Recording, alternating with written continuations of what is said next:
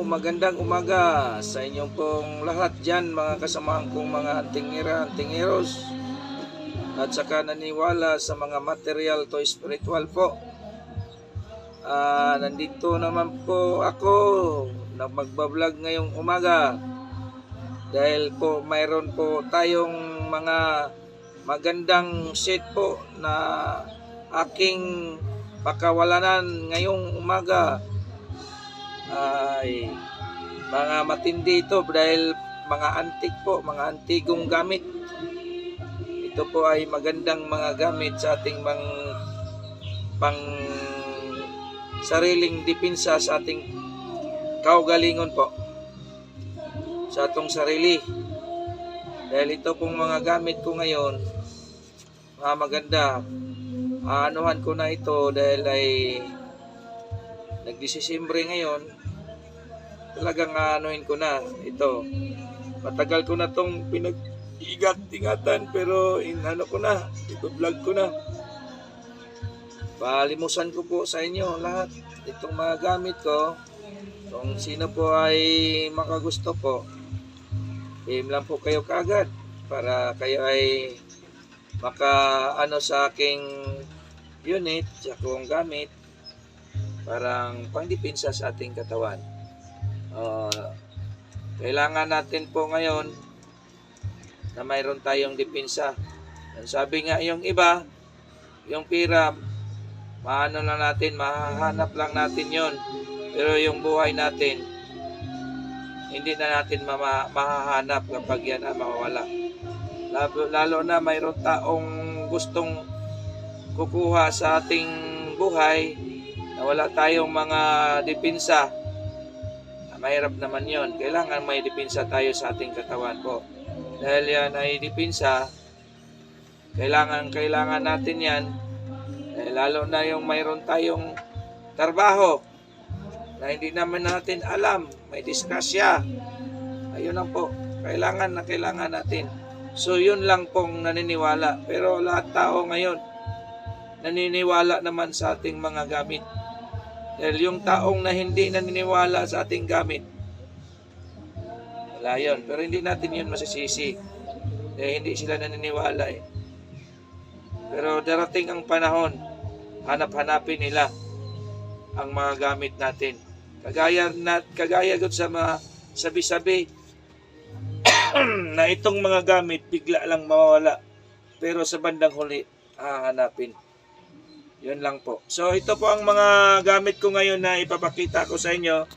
BM lang po kayo kaagad kung kayo ay makagusto sa aking mga gamit. Ito pong mga gamit ko, mga antigo ito.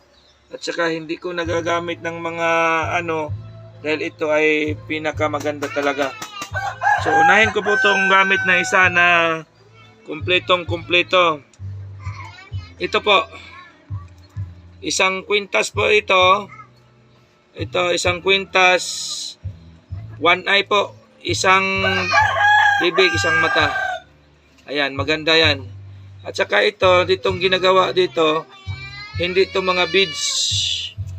Mga antigong gamit yan. Yung tinatawag natin ay limutan ko, nandito sa hindi ko masabi. Itong panyas. Yang panyas na yan, simulat sa pool, sa bata pa tayo. Yan ang ginagawa sa mga matanda na gawin nilang ng kortina dahil pangtaboy daw sa malas, pangtaboy sa mga masamang elemento. Itong mga panyas, ito libon na bagakay. At saka ito marami ding laman doon sa loob. At hindi mabigat. Hindi mabigat ito. Kayang-kaya lang suotin. Pero ang iba, hindi naman to suotin, pwede hindi suotin, pwede din suotin. Ilagay lang niyo sa bag. Yan po ang isa. Ito po, pangkalahatang pangdepensa. Ayan. Maliit na bote. Alam mo kung saan to ilalagay? Dito to ilalagay oh. Ayan. Ayan. Isang belt kasi ito eh. Ayan oh. Yung belt natin, libon. Walang mata, walang bibig. Yan. Itong mga kasangkapan dito, ganon din. Mga libon din yan. At saka ang paggawa nito, sobra talagang mahirap talagang paggawa. Ayan o. Isang belt po yan. Kasyang-kasya ito sa hawak na 30 to 29, 30 to 29 to 32 baywang na ito. Ayan. Kasi may adjust dito. Ayan. So, ito po ang isang seat. Kasama na itong dalawang mutya. Mutya ng alimukon. Ito pang paswerteng bato. Kasama na yan. Isang seat. Tawag lang kayo kaagad. Pag-usapan natin. At saka PM kayo. Sa aking YouTube, Facebook, para kayo maintindihan po ninyo sa akin. Pwede tayo mag-video call. Pwede tayo tumawag kayo sa cellphone kung maigi. Video call tayo para makita ko yung mga ano ninyo at saka makita din niyo ako. Ito, pangalawang kong seat. Ganda din. Ayan. Libon.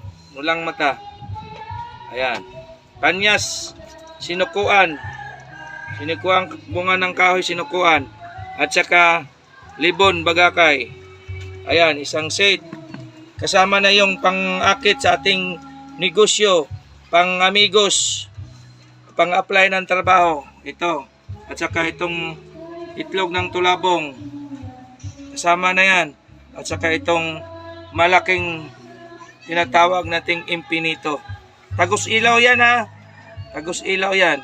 Impinito yan, malaki. Yan na po ang isang seat. Maganda yan. Panghanap buhay, pang-depensa sa ating paglakad o saan tayo pumupunta. Yan po ang aking seat ngayong bago na araw na ito. At saka PM kayo kagad para kayo po makauna sa aking seat ngayon. Dahil marami ding naghahangad na makakuha sa aking mga gamit. So hindi ko na po habain ang aking pag-vlog ngayong umaga dahil mayroon pa ako mamaya iba-vlog yung mga sinasabi ko ngay gagawa akong panghapla sa ating kisukasuhan. So mamaya na yon. So yun na nga, putulin muna natin ngayon. Yan ang sheet kong umaga. PM lang kayo kapag kayo ang makagusto. Bye-bye po. Magandang umaga, magandang tunghali po sa inyong lahat yan. Mga kasamahan ko, hantingera, hantingeros. Bye-bye.